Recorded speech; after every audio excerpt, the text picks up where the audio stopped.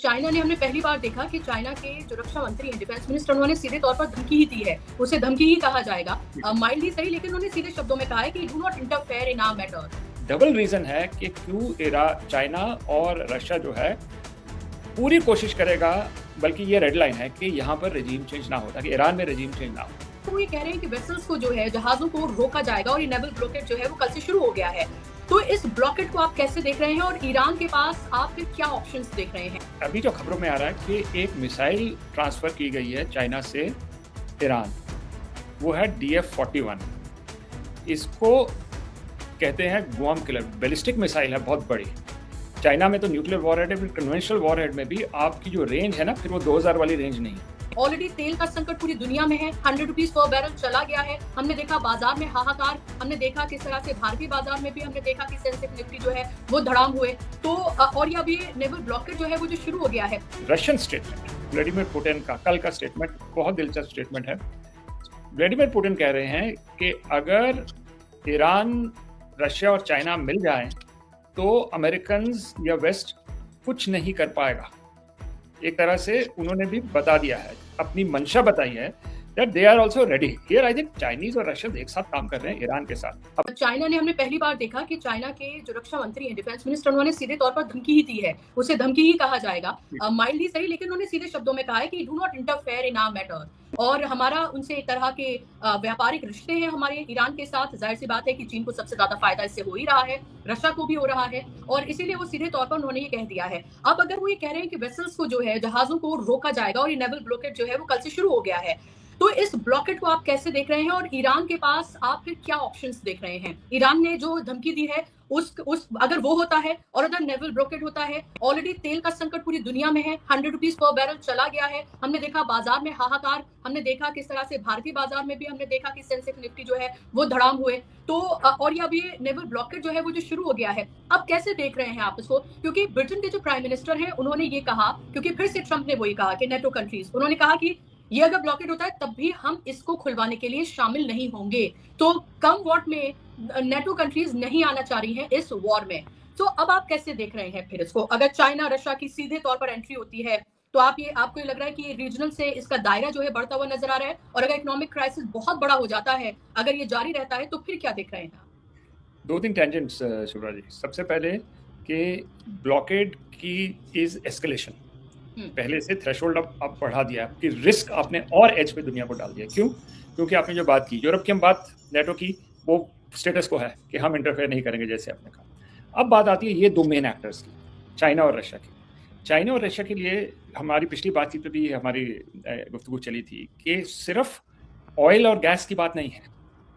ये सही बात है कि चाइना जो है बहुत सारा अपना जो कच्चा तेल है वो ईरान से इंपोर्ट कर रहा है, लेकिन जियोपॉलिटिकल बात बहुत इंपॉर्टेंट है, क्योंकि एक तरह से हमें उसको देखना पड़ेगा कि जो रेजिम चेंज का सिलसिला हुआ है उसकी ज्योग्राफी कहाँ रही। शुरू होता है यूगोस्लाविया में क्लिंटन के टाइम से, फिर आता है मिडल ईस्ट में सद्दाम हुसैन, यासर अराफत, और फाइनली गद्दाफी लिबिया में, और फाइनल नॉकआउट है बशार अल असद।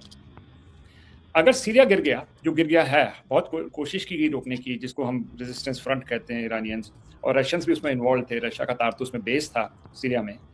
तो अब उसके बाद जो रेजिम चेंज का ज्योग्राफिक जो स्प्रेड है वो अब ईरान पे आ गया है, क्योंकि अगर ईरान जो बिल्कुल बॉर्डर शेयर करता है रशिया से और चाइना से भी पास में है, तो अगर रेजिम चेंज होती है तो जो यूएस डीप स्टेट हम कहें या जो ग्लोबलिस्ट कहें, जो करा रहे हैं ये कलर रेवोल्यूशंस वगैरह, तो उसका अब टारगेटिंग सीधी चाइना और रशिया पे आ रही है। इसलिए ये जियोपॉलिटिकल फैक्टर जुड़ा हुआ है इकोनॉमिक्स से, जो तेल और एनर्जी सिक्योरिटी की बात कर रहे हैं। इसलिए डबल रीजन है कि क्यों चाइना और रशिया जो है पूरी कोशिश करेगा, बल्कि ये रेड लाइन है कि यहाँ पर रेजिम चेंज ना हो, ताकि ईरान में रेजिम चेंज ना हो। अब बात आती है कि अब जो थ्रेट आ गया है रेजिम चेंज का ब्लॉकेड के बाद, अब चीन और रूस क्या करेगा? मुझे लगता है कि ये जो आपने स्टेटमेंट बताया है चाइनीज डिफेंस मिनिस्टर का, बहुत इंपॉर्टेंट स्टेटमेंट है। अब इसको कैसे डिटर कर सकते हैं? Boots on the ground Chinese नहीं लाएंगे मेरे हिसाब से, जो उनका है।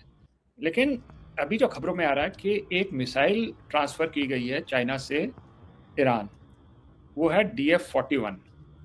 इसको कहते हैं गुआम किलर, बैलिस्टिक मिसाइल है, बहुत बड़ी। चाइना में तो न्यूक्लियर वॉरहेड है, फिर कन्वेंशनल वॉरहेड में भी आपकी जो रेंज है ना, फिर वो 2000 वाली रेंज नहीं है, फिर आप इसको बहुत आगे तक पहुंचा सकते हैं। I have to check this out, but I think DF-41 is also hypersonic missile. I have to check it मुझे। तो फिर उसको इंटरसेप्ट करना भी बहुत मुश्किल होगा। और अब जब बात आ रही है कि अगर चाइना ने ये डेटरेंट दे दिया ईरान को, तो फिर चाइना, ईरान की जो पावर है, मिसाइल पावर ऑलरेडी डेमोन्स्ट्रेट कर चुका है, उसमें एक फाइनल एक बहुत बड़ी एज आ जाती है। अब वो कहाँ यूज करेगा, क्या करेगा, लेकिन दिखाने की चीज बहुत जरूरी होती है कि अगर हम पे आपने हमला किया तो हमारे पास भी अब हथियार हैं जो एक तरह से शॉर्ट ऑफ स्ट्रेटेजिक वेपन में न्यूक्लियर वेपन्स के साथ करता हूँ। वॉरहेड ईरान के पास वॉरहेड ना चाइना ने शेयर किया होगा, आई थिंक, एज्यूमिंग कि नहीं किया है, बिकॉज उसका फिर इंटरनल ईरान के अंदर एक तरह से कंसेंसस बनाने की जरूरत है कि हम न्यूक्लियर यूज कर सकते हैं। बट कन्वेंशनल वॉरहेड के साथ भी जो इन्होंने क्लस्टर वॉरहेड यूज किए हैं ईरान ने, अगर आप उसको DF-41 पे माउंट करते हो तो बहुत एक्सटेंसिव डैमेज आप कर सकते हैं। तो चाइना मटेरियल सपोर्ट जरूर देगा। और मुझे लगता है रशियन स्टेटमेंट, व्लादिमीर पुतिन का कल का स्टेटमेंट बहुत दिलचस्प स्टेटमेंट है। व्लादिमीर पुतिन कह रहे हैं कि अगर ईरान, रशिया और चाइना मिल जाएं तो अमेरिकन्स या वेस्ट कुछ नहीं कर पाएगा। एक तरह से उन्होंने भी बता दिया है, अपनी मंशा बताई है, that they are also ready here. I think Chinese और रशियंस एक साथ काम कर रहे हैं ईरान के नेक्स्ट लेवल पे भी जो आएगा।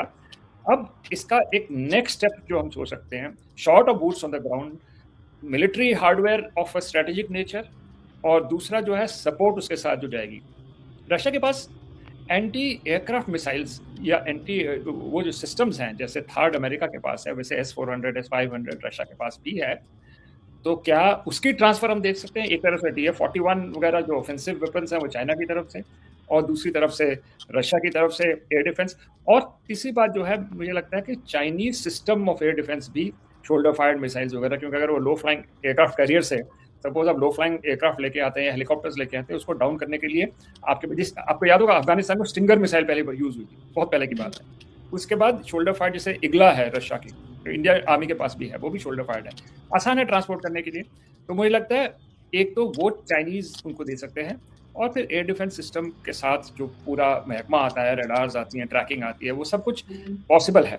तो मुझे लग रहा है कि नेक्स्ट लेवल पे ये ग्रेजुएटेड रिस्पॉन्स चाइना की तरफ से भी आएगा, रशिया की तरफ से है। रीजन, क्योंकि Iran can't fall, it's a second defence line. एक तरह से सीरिया पहली डिफेंस लाइन थी, ईरान सेकंड डिफेंस लाइन है। जब वो अगर यहाँ सरकार गिरती है तो यूरेशियन हार्टलैंड जो बहुत इंपॉर्टेंट है रशिया और चाइना के लिए, वो एक्सपोज होती है।